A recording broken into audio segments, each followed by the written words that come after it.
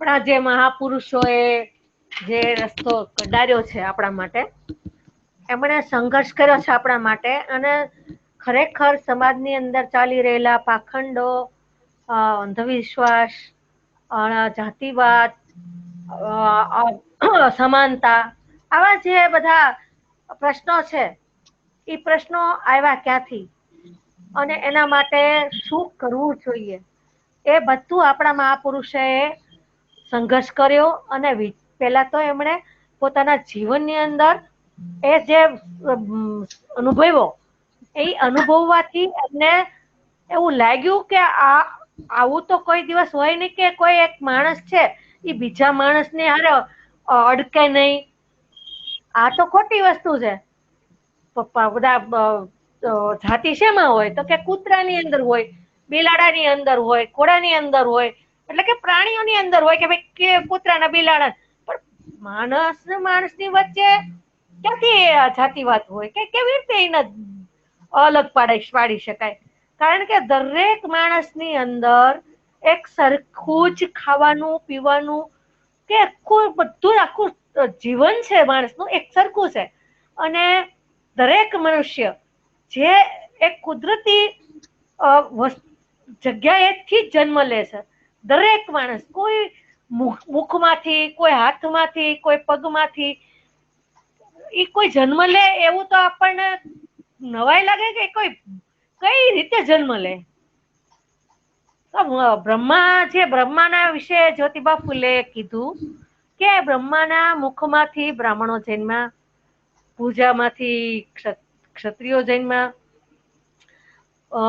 ઓલામાંથી વૈશ્ય અને પગમાંથી શૂદ્ર. આ જે સીડી બનાવી એ બ્રાહ્મણો શું કામ બનાવી? પોતે શ્રેષ્ઠ કેમ બની ગયા?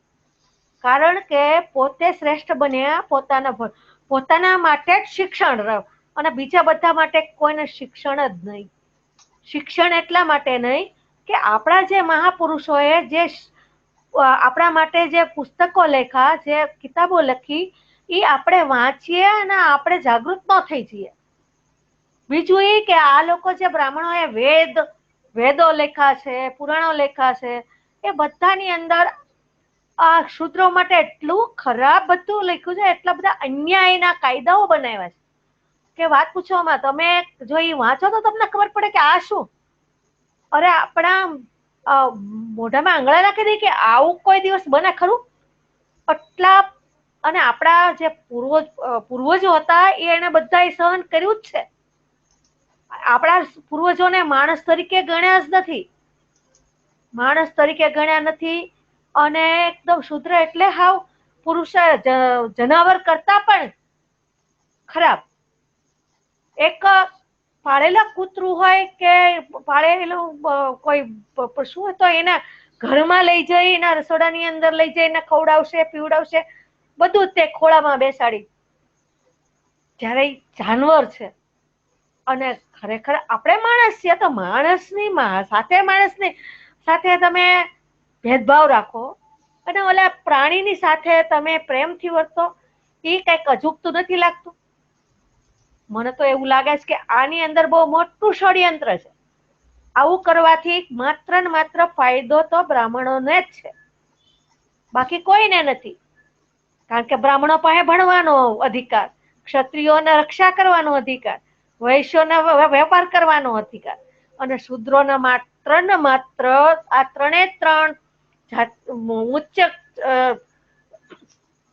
ઉચ્ચ જે જાતિઓ છે એ લોકોની સેવા કરવાનો અધિકાર. અને ઈ પણ કોઈ પણ અપેક્ષા વગર તમારી પાસે ઈ રાત દિવસ તોડાવીને ખેતરમાં મજૂરી કરાવે તો પણ તમે 5 પૈસા માંગી ના શકો. ઈ તમને ત્યાં એઠું જૂઠું જો ખવડાવે ઈ ખાઈ લેવાનું. અને પહેલાના જમાનામાં તો પાણી પણ તમારા માટે સુલભ નહોતું. તો બાબા સાહેબે એમણે જવદાર તળાવ છે એનું આંદોલન કર્યું. એ આંદોલન ન કર્યું હોત તો આપણા ઘરની અંદર પાણી પણ ન હોત. આપણે જે અત્યારે બિસ્લરીનું પાણી પીએ છે, ફ્રીજમાં મૂકેલું પાણી પીએ છે, એ તો આપણી કલ્પના બહારની વસ્તુ હોત. કારણ કે તમારે ઓલા ગાય ભેંસ પીતા હોય અવાડાની અંદરથી તમે એ પાણી ગંદુ પાણી પીવાનું તમારા નસીબમાં હતું, અને એ પાણી ન મળે તો ઉપરથી પાણી નાખે તો એ આપણા ખોબા ભરીને પાણી પીવાનું. આપણા માટે વાસણ પણ અલગ રાખવામાં આવતા, બધું જ અલગ. તો આ જે માનસિકતા રહી ને એ બહુ ગંદી માનસિકતા છે. આ માનસિકતાએ આપણા દેશનો એટલો બધો નુકસાન કર્યું છે કે વાત પૂછો માં. ખરેખર આપણો દેશ છે, આપણે અહીંના બહુજન છીએ, આપણી અહીંયા મૂળ નિવાસી છીએ. તો આપણે મૂળ નિવાસી છીએ તો આપણો અધિકાર પેલા હોવો જોઈએ દરેક વસ્તુની અંદર. તો એ લોકોએ અધિકારીની પાસે રાખ્યો અને આપણને બધી સેવા જ કરવાની, સેવાના બદલામાં આપણને કઈ નહીં આપવાનું, ઉલટાનું તમને જાતિવાદી અપશબ્દ બોલે, જાતિવાદી તમને અપમાનિત કરે. તો આ બધું આપણે શું કામ સહન કરીએ? શું કામ સહન કરવું જોઈએ? આપણે મનુષ્ય છીએ, સ્વમાન માટે જીવવું એ જ આપણા માટે મહત્વનું હોવું જોઈએ. જો તમે સ્વમાન ન હોય તો તમારું જીવન છે એ જીવન જ નથી ને, તમે માણસ જ નથી. તો પશુમાન તમારામાં કઈ ફરક જ નથી. માત્ર ને માત્ર આપણે માણસ હોઈએ તો આપણે એટલું વિચારવાનું શીખવું પડશે કે માણસ હોય તો પેલા મારામાં સ્વમાન હોવું જોઈએ. સ્વમાન મને તમારું એટલું બધું સ્વમાન વાળું છે કે મને કોઈ એટલું જરાક કોઈ કહી જાય તો મારું તો માથું ફાટી જાય. અને એટલે જ હું આજ તમારી સામે બોલી શકું છું, નહીં તો હું બોલી પણ ના શકું ને. કારણ કે મારું સ્વમાન મને ખૂબ વાલું છે, અને મારું સ્વમાન વાલું હોય તો હું આ બધી જે અન્યાય વ્યવસ્થા છે એ અન્યાય વ્યવસ્થા મને સહન નથી થતી. મને એમાંથી હું કેમ નીકળી જાઉં, આમાં નીકળવાનો કયો રસ્તો છે, એના માટે હું વિચાર કરું. તો હું શા માટે એમાં પડી રહું? એટલા માટે ભગવાન બુદ્ધે આપણને સમાનતાનો માર્ગ બતાવ્યો.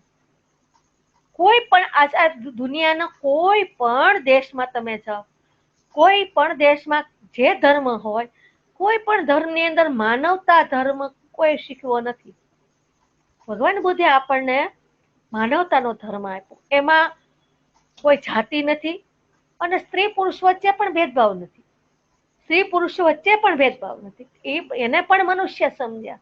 જેટલા તમે બધા માણસો સરખા છે એવી રીતે સ્ત્રી અને પુરુષ વચ્ચે પણ સમાનતા છે. એટલે જય ભીમ.